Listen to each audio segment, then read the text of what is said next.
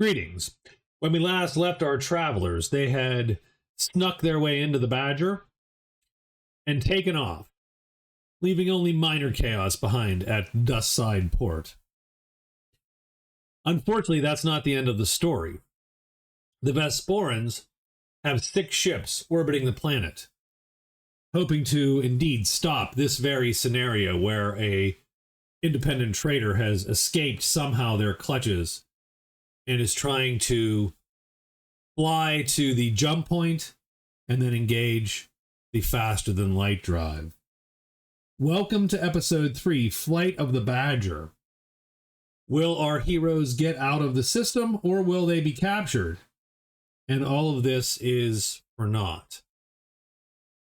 So the first thing is we have 6 ships orbiting Vesper.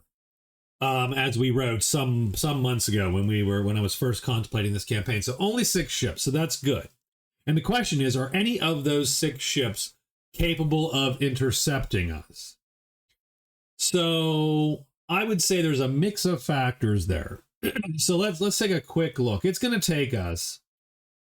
So keep in mind that we're a 4G ship at full thrust, which we're just gonna burn. We're gonna burn full thrust 4Gs. It's going to take us 1,000 seconds, about 16 minutes and some odd, 1640, I think, 16 minutes and 40 seconds to get to orbit. And then from there, only another 150 or so odd minutes, less than, I think, actually, since the whole thing is, 158 minutes. Yeah, 158 minutes to get to a safe jump distance. Because we're a 4G, so that means these times are halved for us. So 158 minutes, of that about 16 is getting to orbit, 1,000 seconds. They have ships in orbit as well. Keep in mind that, so let's say it takes us 158 minutes to get away, or at least get close to getting away. Now there's some work to do there. The fastest thing in low Earth orbit takes about 90 minutes to make a full period. So that means that probably about half those ships are half an hour behind us to 45 minutes behind us. So let's keep that in mind. So 3 of the ships are 45 minutes behind us.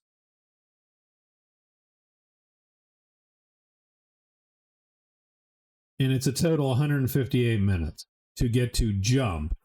But it can be anywhere from 10 to 60 minutes after that to prepare the jump and make the jump.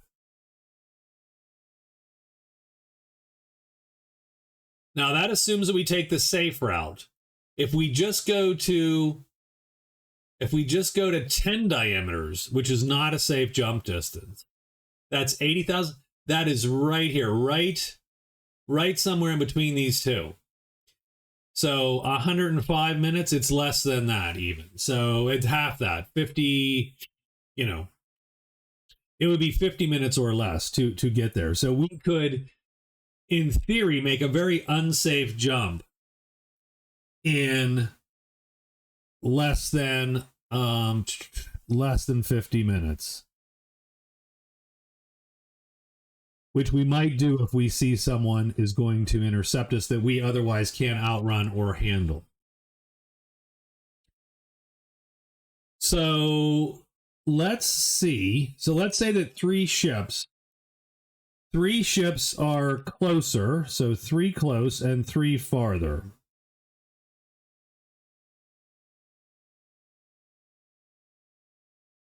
I'm going to make a D12 roll. On a 1 to 4, that's a 1G ship. Those we probably don't have to worry about. On a 5 to 7, we'll say the ship is 2G. Most of those we won't have to worry about. And 8 to 9 is a 3G ship. Those could be dicey based on where they are in terms of in the orbit. The dangerous ones are the 10, 11, 12 are 4, 5, and 6G respectively. Now, there's not a lot of 4, 5, and 6G ships out there. There's a few. 5 and 6 may very well be small military ships, like a small, like a frigate, some kind of patrol boat, whatever, right? So we don't want to roll 10, 11, or 12 for these close ships for sure. If that's the case, that'd be very unlucky for our crew, and we would need to really either have a great roll on some kind of navigate, or if that's the case, we probably take the crappy jump. Also, did you see my, this is literally the Vesporan system, and we'll get to that if we actually do get to orbit or get out to where I charted all the planets on.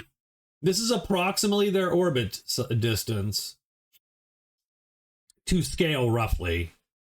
And I did that just to see if they're, like, could we go to any of the planets to V3 and V6 to refuel if we needed to?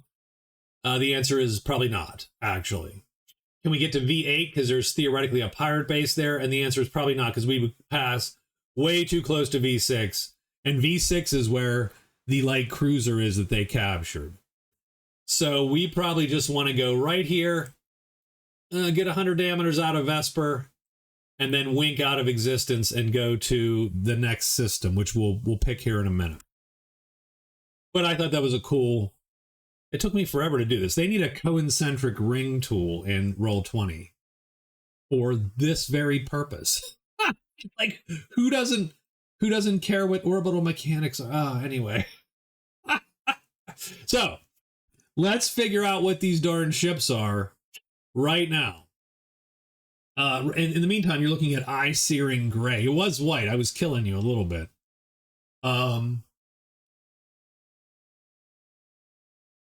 Yeah, let's make that big. This is important. This is a big deal. So let's do the three close ships are the important ones. So ship number 1, roll a d12. The close ships, oh god, it's a 5G ship. So already we have a 5G. God. All right, that's cool.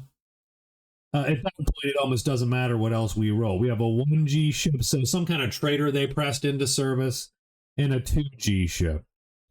We have to worry about one of these only. And that is going to be the VRN Intrepid. And it is an interceptor class, which I've not written up. Can you believe that I it's an anti-piracy blockade, right, ship. It's meant to do this. How did they get it? Well, I mean, it's a 400-ton ship. It might have been in dock for refit when everything went down and the Vesporans took over. And so now you've got the Intrepid.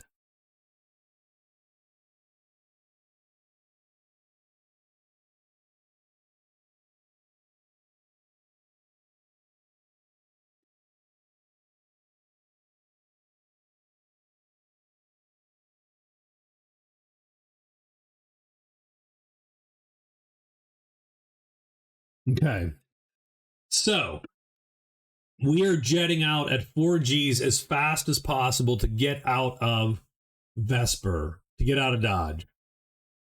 The Dust Side port is radioing us. You know, right? They're giving us the NTS Badger. This is Dust Side port. Reduce your, right? Reduce your engine, reduce your thrust, and follow the flight path that we are sending you to land back at Dust Side port. Pad number 2. If you do not comply, we have ships en route to intercept you. You will be shot down, pretty much. Is probably what they're saying, right? So, oh man, so yeah, so everybody's looking at Zach, and Zach's like, I don't freaking know. I just flew the simulator well, because he, like I said, so because he had, he was a Marine, so he has all the Marine stuff. And he was so good at his military tactics and we needed someone to fill the captain spot. So I said, well, let's say that he was so good they pulled like an Ender's Game on him. They're like, hey, fly this simulator, tell us, and you know, and so he is what passes for a captain on the ship because no one else has naval tactics. So I gave him naval tactics as sort of a weird outlier there because they do need someone in that station. It's so helpful to have, right? So I'm going to roll on sensors. Now, we're going to probably be able to see them, but we do have to at least make a check. Our sensor operator is probably going to be Thomas. That's fine. He is not going to see it from at the moment. So I'm going to say that it is the farthest possible away that it could be. So the Intrepid is 45 minutes away. In orbit, like we're both in orbit. We're jetting up to orbit and they are coming around the planet, as it were, right? So they are approximately 45 minutes from us just at start. And don't get me wrong, like none of this is straight line. It's all, whatever orbital transfers that I have I'm not going to be able to figure out how much time it actually would take them to get to us. I'm not. I'm sorry. Were I a good solo RPGer, I would have had figured that out already. But I didn't. I'm not going to. What I'm going to say is that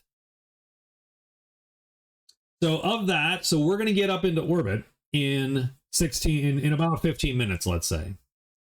Right? 1,000 seconds is close to 15 minutes. It's like 16 minutes and 40 or thereabouts. So that puts them 30 minutes away. So when we finally do get up, so they don't see this early.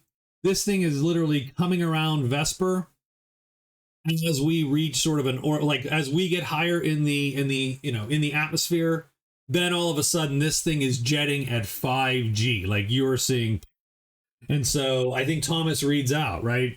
So 400-ton interceptor, probably a 4-gun ship. It is an honest to God, not a warship in the sense that, but it's a patrol boat, right? So they probably have 2 guns, a sandcaster, and God forbid, probably a missile launcher. Let me roll on that. Okay? So on a let's go 10, 11, or 12, and the weapon situation is dire, right? In the sense of, oh God, they have, everything they need to bring us down from a distance. If it's like a 1 or a 2, then maybe this thing has been refit, or it was taking damage, or it's not quite ready in the sense that it might have only a gun or 2. 7, so it's right in the middle. So what I'm going to say is they do not have their missile launcher, but they do have like sand and 2 guns, 2 beam lasers, and like they're absolutely right. Their ship is way bigger than our ship. We are absolutely outmanned by this thing. There is no way to beat it in a no way to even consider beating this thing with our ship as it stands now. The only good thing with them not having like the missiles is that they can't just pick us off from where they are in orbit. Like, you know what I mean? They can't pick us off from half an hour away like they could if they had a missile. If that's the case, we would never, ever be able to jump. We would be done. The only thing we have going for us probably is that our ship is probably slightly better in atmosphere. We are probably, just the less mass gives us, and they're probably streamlined also for atmosphere, but we probably have like just a slight plus on a pilot versus theirs. So not looking good though for the heroes here. I will write up the interceptor class before next time, just for lore's sake. Write up the intercept. I'm leaving a note.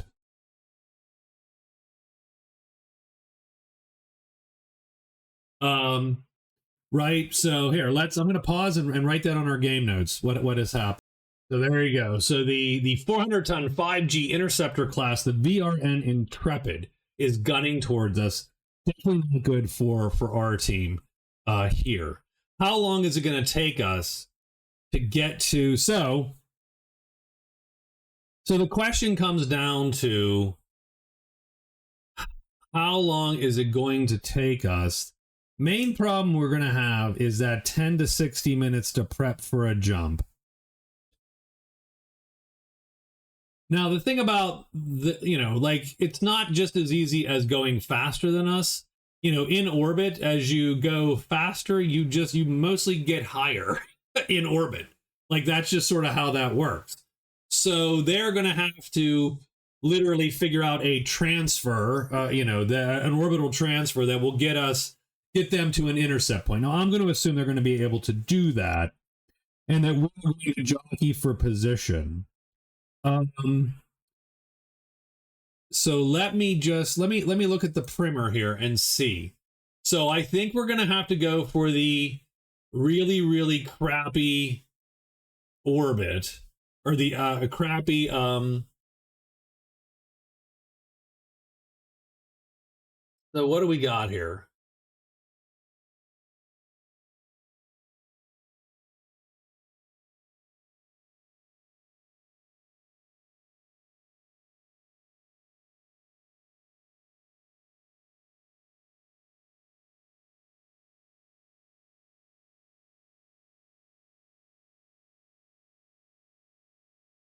I'm trying to calculate. I'm doing math on NVIDIA. Bad idea. So using hideously unscientific and approximating these distances as straight line distances. Again, totally wrong, by the way. I apologize to any astronomers or rocket scientists in the audience. It's going to take us approximately 47 minutes to go from ground to a 10 diameter jump distance of 80,000 kilometers. At 4Gs. So we are jetting it to that point. It's going to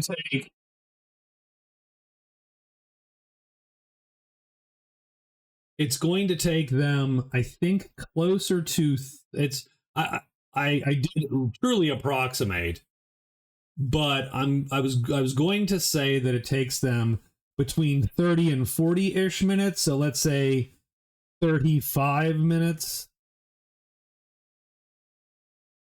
to get to that same distance. Plus they're 45 minutes behind us. So that gives us 80 minutes and gives us about half an hour to get our jump plotted, our dangerous flippin' jump plotted. In the meantime, we're going to get the engines, right? Everything's going to be working. Both engineer and our astrogator are going to be sort of trying to, book it, as it were. There's a phrase I haven't used since since elementary school. Both Parker and who's our jump drive guy? Oh, frick, it's all Parker. Son of a bitch. Oh, I hate my life right now. You know what? I did not buy these guys. I will say I did not buy these guys any computer for their, they have a computer. They have a nice computer and no software. I'm going to give this one to them, and I'm going to essentially say that we're going to have the computer manning one of those stations. To get the drives online and ready to make the jump. So Parker's sort of managing both. He's doing the astrogation calculation himself. The computer is doing engineer one, essentially, and trying to get that done. Now we could. How long does it take? Because I think it takes 10 to 60 minutes for both of those. I think it takes 10 to 60 minutes to do both the jump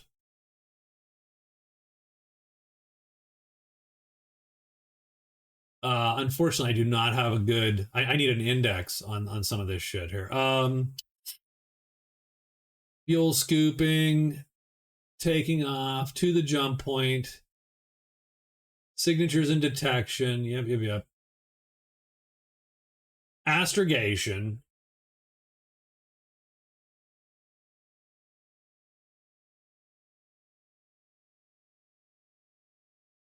$10 to 60 minutes.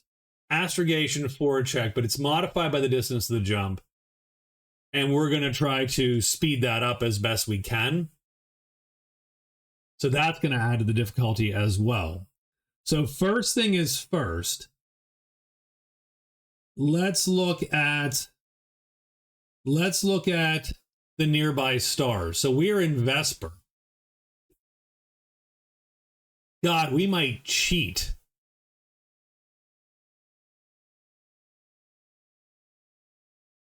We might be forced to jump to Nomore instead of Emerson to just reduce our difficulty.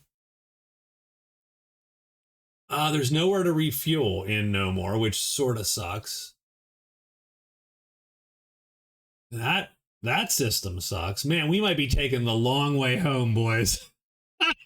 I need to find a goddamn gas giant. There you go.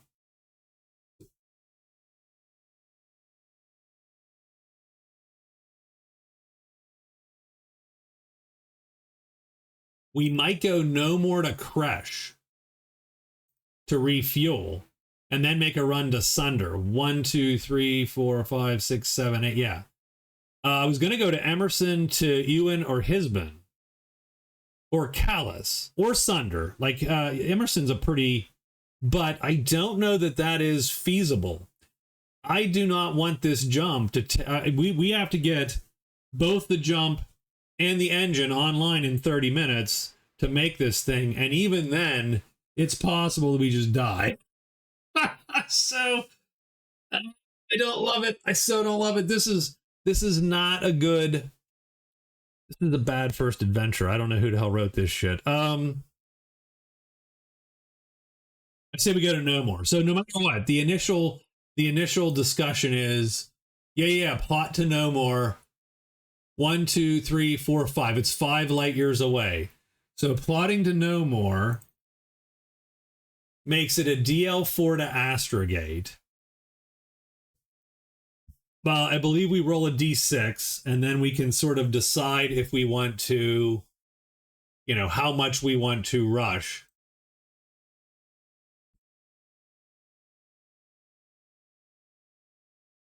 Did we buy the Atlas data or not? I didn't think of all the things I really wanted to do. I didn't. So let's do that. That's going to be an oracle, right? 50-50, 7 plus we did. We got an 11. So we do have Atlas data. That's good, because what that does is that tells us where all the gravity, right, where all the planets are at any given time around in stars. So Nomore would probably count. It's a +1 bonus to astrogation checks. Here or jumping to, so for this system, right, and all the other systems which connect to it. So it's a DL4. Let's see what FTL travel, entering T-space, yeah, same deal. Oh god, this is going to be the killer right here. This is going to be the killer. So we're going to take a -4 to that check. So you know what we're going to do. So we would not do that. We would have Parker. Parker would let the computer do the astrogation. That assumes that we have that software. But let's, like I said, I've got to. Do we have software for? We've already said we have software to as engineer J drive. Do we have software for astrogation? Again, 50-50. We do. So we're gonna let the computer use the Atlas to make the check for astrogation. And of course, it's warning. We have to put in the override, right? It's like you are within the 100 diameter limit, right? that is, that's bad, bad, bad, bad. Sure, of course it's bad. That's fine. So it's going to make a check. And we want to rush that as well. So roll 1d6. 60 flipping minutes. So that's the slow bit. This thing needs to go faster.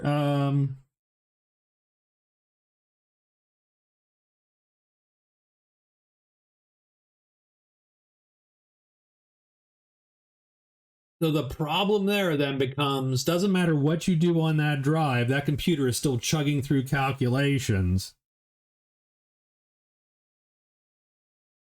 So I think what I will do, so here's what I'll do, because otherwise we're probably getting captured, which don't get me wrong, that could also be fun. I just don't know how that's going to go yet. So let's think of it this way. So Parker is going to see its estimated 60 minutes. And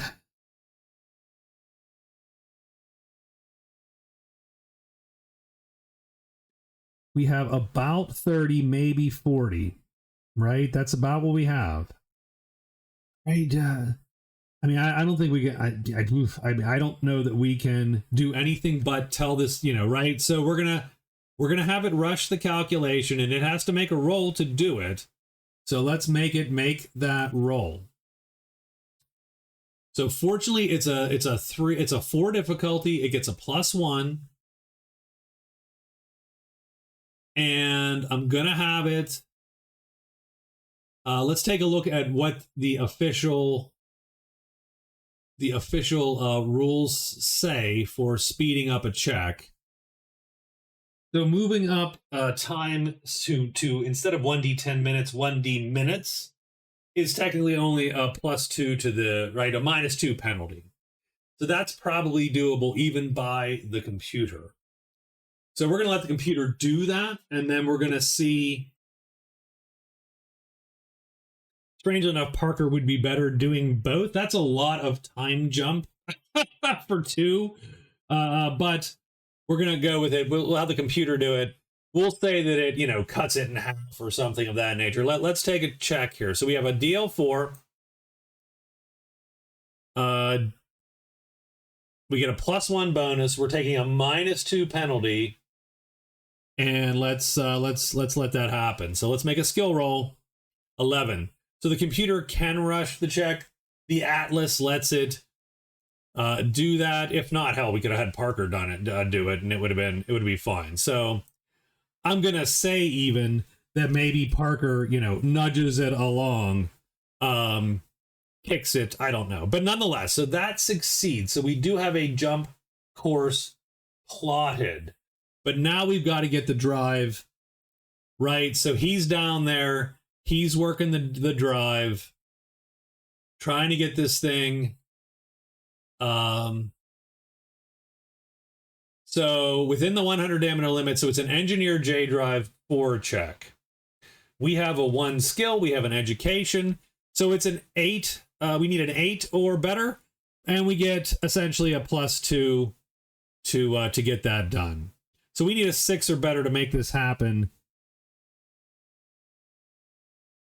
Well, hold on. We need a 6 or better, but we need to roll some dice. We need to roll a d6. Right? Because we might be taking 60 minutes also. 40 minutes. Oh my God. Oh, it is so on the edge. When I said 30 minutes, because I sort of rounded all the numbers, and it's about 30. It's between 30 and 40. Oh my God. So oh geez, that is the worst number to roll. So here's what we do. We either take, we need a 6 or above. You're going to, now, by the way, this is spoiler alert. If you've not listened to me play, do this, I am going to now, I might have to pause. I might have to pause and walk away to think about whether you take a -2 to the check, because it's already a 6 or above. Now you got an 8 or above to rush it and ensure. So you either rush it at an 8 to ensure that you get here before the Intrepid is within firing range, or you roll on the save for 6, but then I give the Intrepid like a 50-50 to get a frickin' pot shot at us.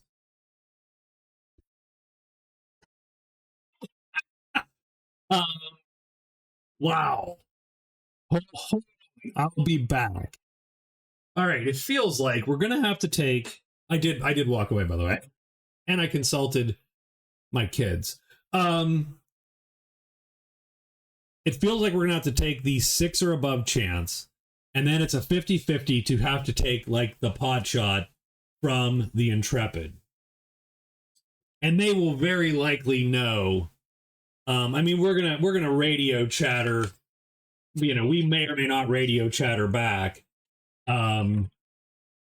Let's see. Is there anybody working sensors at this point? Probably Thomas at this point is working sensors.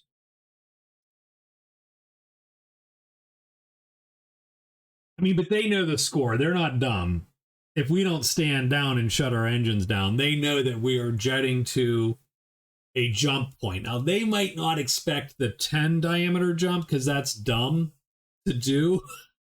Because that's not super clever to do. And we might pay for that. I hope not. Oh god, this would be a short campaign. It'd be like three sessions. But I think we have to take the slow burn and the 50-50 shot, because if we fail the 8 or above, we just don't make it. I mean, we don't die, but the jump, we can't engage a jump drive. We have to, be slower. I theoretically, I suppose I could calculate a chance of success. Hold on, let me calculate a chance of success on both of that. So yeah, if you look, so greater than 5, it's a 72% chance of success. Greater than 7, so keep in mind that that's halved though, because they will show up before that potentially. So that's only a 36% chance of getting out of Dodge. Now, greater than 7 gives us a 41% chance of getting out of Dodge. So you think that would be better. They also then have to hit us.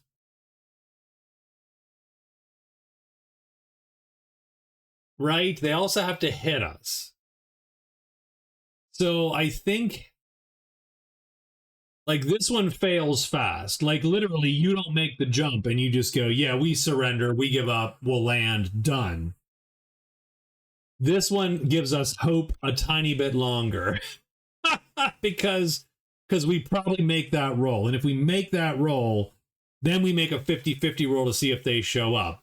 And then if they show up, then we probably throw it into evasive and hope to heck that they don't hit us. And if they hit us, well, then we might still get away.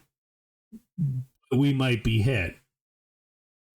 We'll see what the hell happens with that. So, okay, so let's do it. I'm sure you like the math lesson.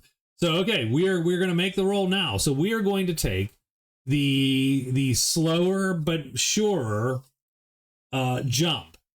It's 30-minute 60 6+ is a success, and we will engage the drives and be ready to make that transit into Tau space. So let's roll first. Does he succeed in making the dangerous jump? He does, barely. There you go. The choice worked, right? Because we barely make that. So there's some sparks, right? The tantalum core heats up, as it fights the gravitational, right? And he is trying to make sure that we enter T space at such an angle that we have the correct T velocity. However, 50-50, does the Intrepid reach us beforehand? If they had missiles, the answer would be yes, yes, yes, and they would have fired already. So 7 or above and they're here, 1 to 6, and they're not here. 8. Oh, right? How much longer? Just 5 more minutes, right? And then Thomas is, everything goes red, and Thomas is like, we're being painted on all frequencies, fire control frequencies. And Zach is like, oh, God, throw it into who the hell's piloting this thing? Lars. Evasive maneuvers, right? So he's yelling evasive maneuvers. We are using everything we can to avoid taking this shot. I'm going to roll on. We're not using obviously any rules for this. We're just winging it a little bit. Were we out in deep space, we would roll it. Pilot spacecraft. Let's see what roll he makes on the pilot spacecraft here. To maneuver 4. Nope. Okay. So I'm going to say that what that means for us is that they're going to take a shot, right? They fire they're not trying to destroy us. They're trying to, ideally, they don't want to cripple us either because we would just fall out of the sky. we are still in atmosphere. So, or probably not actually, we're probably in orbit at this point, deep orbit. So they're going to I'm going to give them a single shot. Single shot. They're going to take one beamer shot at us, or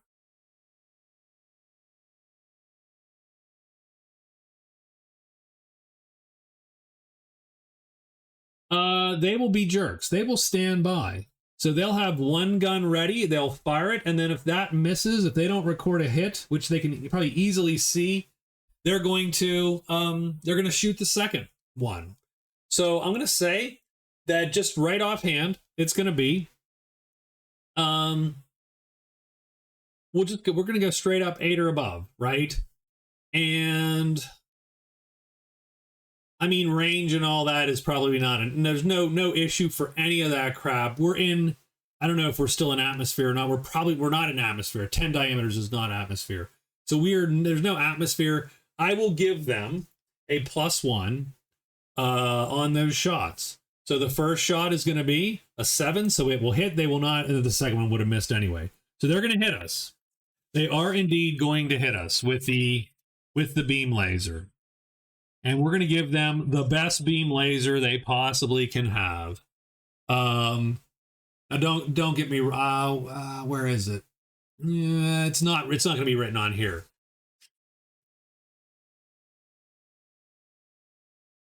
The lances are effectively pulse lasers.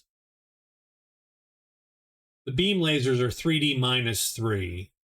Let's give them something. We'll have to write this one up. Let's give them something that's a little heavier for the warship. It's 3D -1. So we're going to give them 3D -1 damage to us. We have 2 armor. We're going to take 3D -1. So that ain't bad. That makes me happy. So it pelts the armor for 6. We take 2 off of that. Again, not terrible. The Badger has... where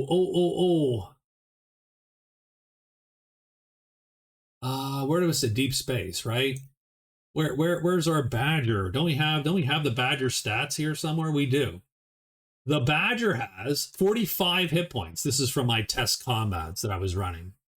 45 hit points. So they do 4 hit points. That's not enough for a crit. They fire again. The second shot misses.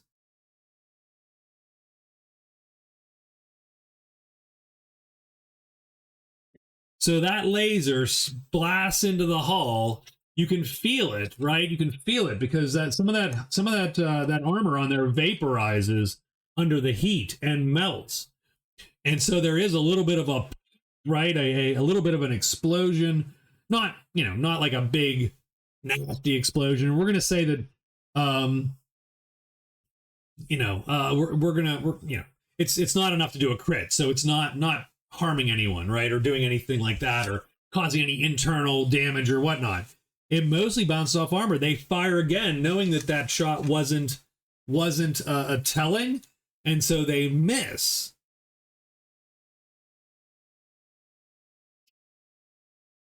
And so they miss.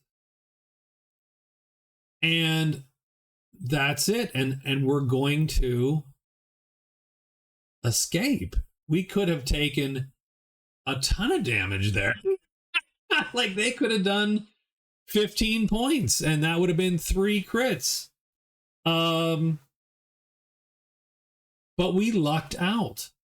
They hit us, it scrapes the armor a little bit, and we're gone. I mean, this is gonna suck. But let's see sort of where do we end up?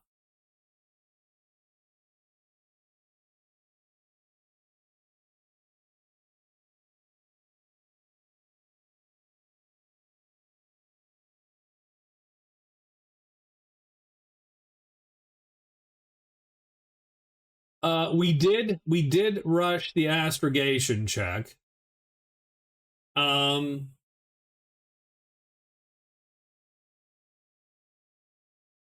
All this pre-plotted stuff is totally pointless for us right now. We should probably add, so we got to roll 2d6. We're going to add 1 to it for sure. And I think we need to add more. I think we need to add 1 more, like at least another penalty. Because we're within.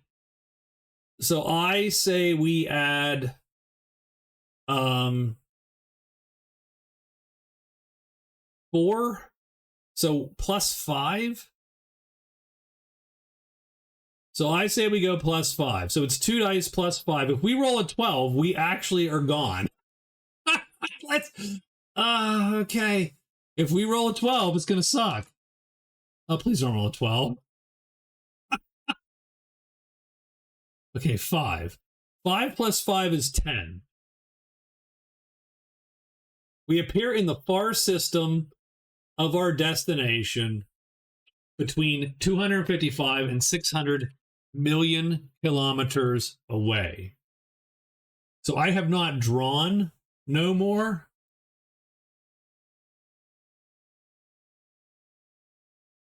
But we are way out there. So an AU is what? 1 AU is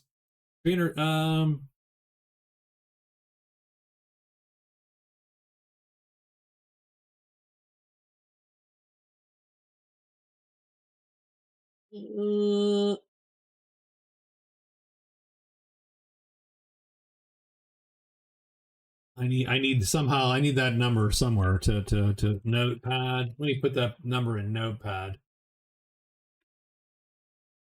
And we'll put commas because I can't read your crap without commas. So about 150. 1 AU is 150 million kilometers? No, doesn't smell right. That is not correct. Or my number's not correct. I'll have to figure that out. I'll have to figure out where I end up. I end up way out here. Like over here. Like you can't see what I'm doing. I'm over here. You still can't see it, I'm sure. I appear in the far system.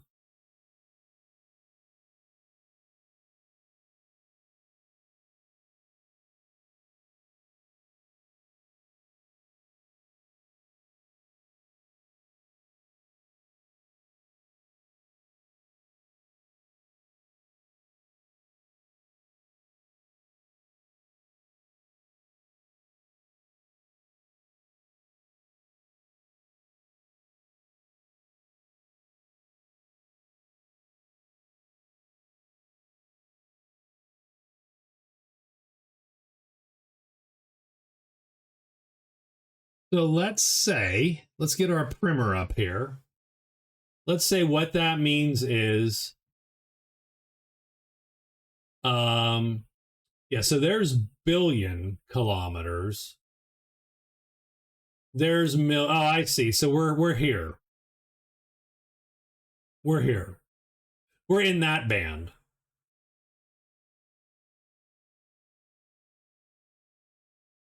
That's fine. It's still days in to anything. But actually, you know what? We're okay. So we did 1 jump. That is going to take an amount of fuel. that we will calculate. And I don't even think we're not, there's nowhere to fuel in here. Like, we're not going anywhere. We are not anywhere near here. We are going to sit way out here in the middle of nowhere. And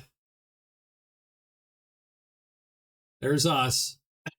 We're going to sit out here and we're going to plot our next jump.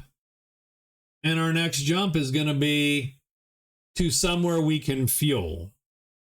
Because that is going to take a bit of fuel from us. And I need to calculate all of that.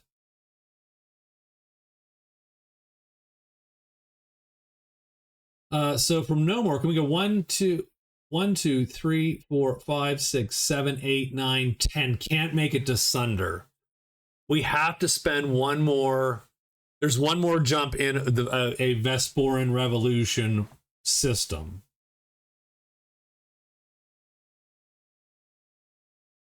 Now that can be a super quiet jump, but we've still got to make it.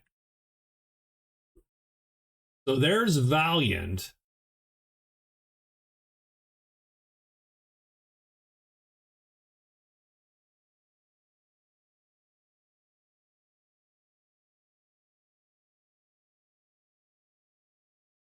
Valiant might be the way to go. I doubt, right? So Valiant is a quadruple star system. It is literally 2 stars, 3 planets, and then 2 other sort of, right, star systems circling it. I mean, you could go to VC Beta.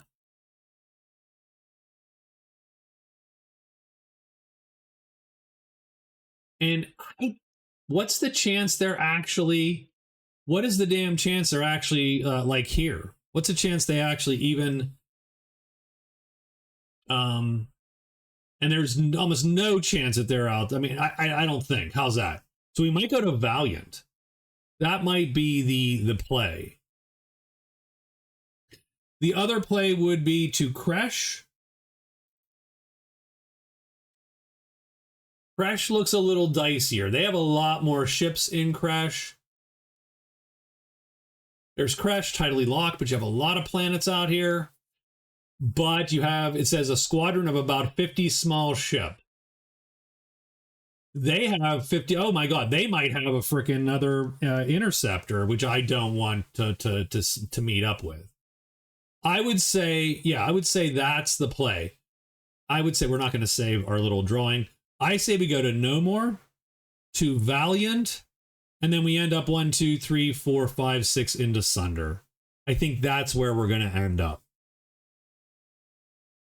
And I think Valiant, we make a nice, tiny, easy, calculated jump from here just to Valiant.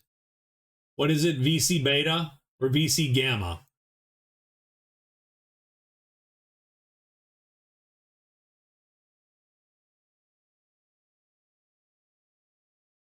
What I am going to say, so because our damage was minor, I will calculate the fuel and all that, but we're not going to do that on camera. I'm actually going to do that off camera. I will not subject you to that yet. It's not hard to do, but it's a thing. Here's what I'm going to say. I'm going to say that we calculate our next jump and we pop it to here.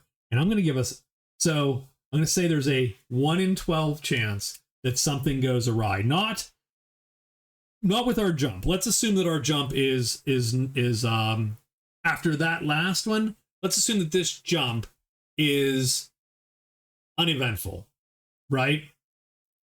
So the first trip takes 1, 2, 3, 4, 5 days. The second trip's going to take 1, 2, 3, 4. So we burn 9 days. So it's a 9-day trip in total. I'm going to say plus, let's say 1 day in No More just to. So that's 10 days total, and we will end up in Valiant. VC Gamma? All right. And I'm going to say that that jump is going to go fine. But there's a 1 in 12 chance that when we get there, something is wrong. There's a ship that we don't expect, right? Or something's untoward happens. And let's roll that now, because why not, right? And we will see what happens. So we're going to pop in right here. We're going to try to literally pop in 100 diameters out of this guy so that we can refuel. And when we do that, what the heck happens? And let's say it's remote enough.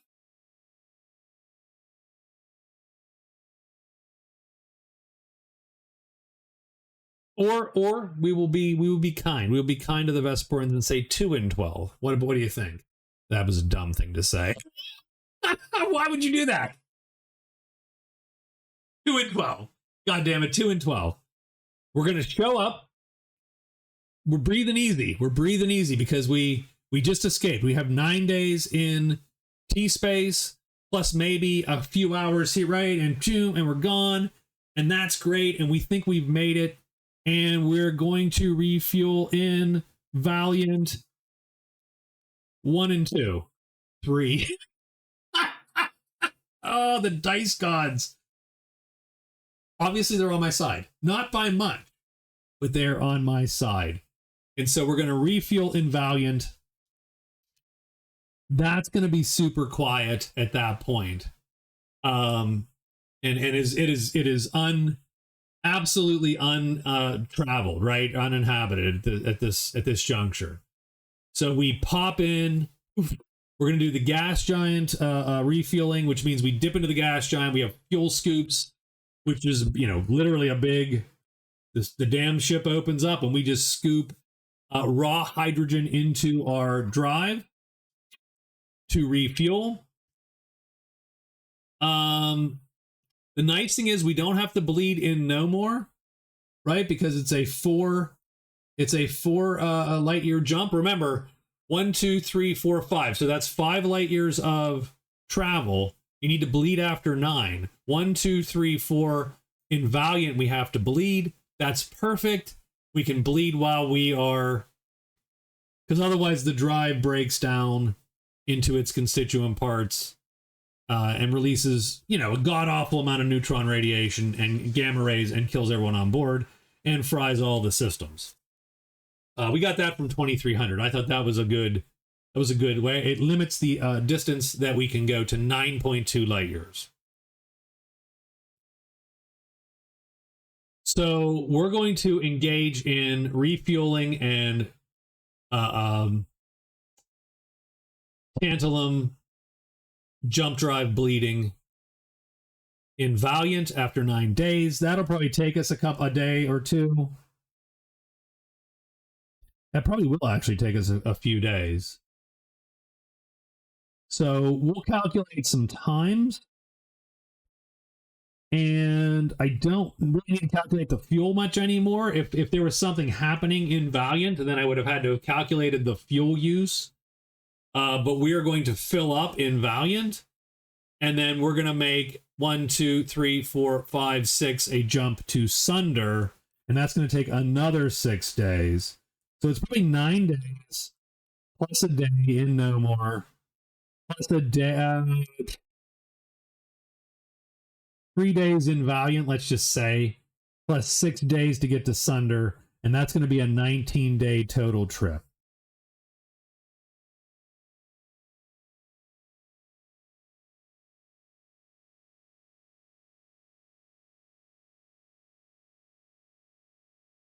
$19-day trip. We made no money.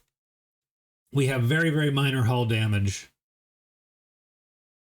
And we will go to Sunder of the Alzir's Alliance. The Alzir's Alliance are 2 planets. They are imperial, what do you want to say, sympathetic. So they do not believe in the Vesporan Revolution. They think, oh my God, we were fine before. We were all making money. Why did you go and screw that up? But they're really concerned that the Vesporans, with their slightly superior, with their actually vastly superior naval prowess, mostly stolen from the Imperials, is going to cause them trouble. But for now, it's neutral ground. So I do picture us arriving in Sunder, and we will talk about our ship and our payments and our mortgage and all that next time for sure. If I remember. If not, someone remind me. But I think when we arrive, boom, right, we hit the system in Sunder.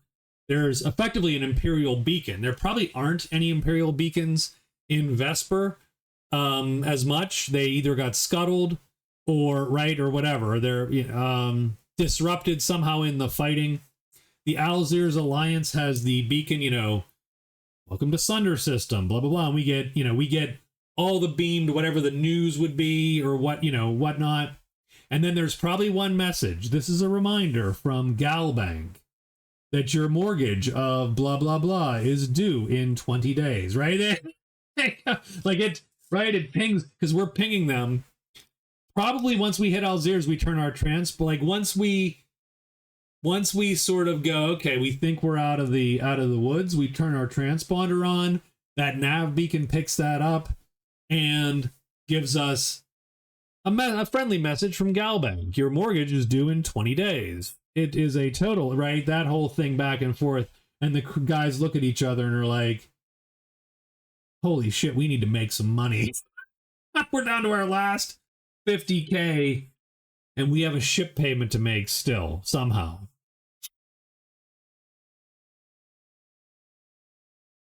They always get you, man. They always get you. All right. The house always wins, right? And the bankers always win. So that's about an hour. That's it. The Badger has escaped. We're in Sunder. That is a good time to stop. Thank you guys very much for listening. Please, if you enjoy this, I could really use a comment or two down in the comments and spread the word a little bit for me if you would. That's it. If you like solo traveler content, help me out a little bit. So I will try to get one more of these by the end of the week. If not, early next week. Otherwise, tonight we're going to play some Skyrim. So we'll see you then. Bye-bye.